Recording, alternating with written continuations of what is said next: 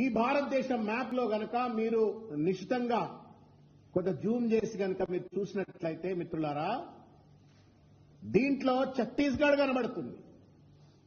ఛత్తీస్గఢ్ కనబడుతుంది, కొత్తగా ఏర్పడ్డ ఛత్తీస్గఢ్ రాష్ట్రం కనబడుతుంది, జార్ఖండ్ రాష్ట్రం కనబడుతుంది. కానీ 70 సంవత్సరాల పాటు నిరంతర పోరాటాల తర్వాత, త్యాగాల తర్వాత, ప్రజాస్వామిక ఉద్యమం తర్వాత, రాజ్యాంగ నిబద్ధతతో తెలంగాణ రాష్ట్రాన్ని మనం సాకారం చేసుకుంటే ఘనమైనటువంటి ఒక సాంస్కృతిక చరిత్ర కలిగినటువంటి ప్రత్యేకమైనటువంటి ఒక తెలంగాణ చరిత్ర కలిగినటువంటి తెలంగాణ పటం మాత్రం ఈ మ్యాప్ లో కనబడతలేదు.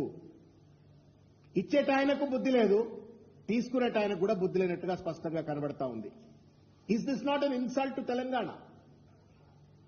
ఇవాళ బీజేపీ, తెలుగుదేశం రెండు పార్టీలు కలిసి తెలంగాణ అస్తిత్వాన్ని అపహాస్యం చేసినట్లు కాదా అని చెప్పని ఈ సందర్భంగా నేను ప్రశ్నిస్తా ఉన్నా.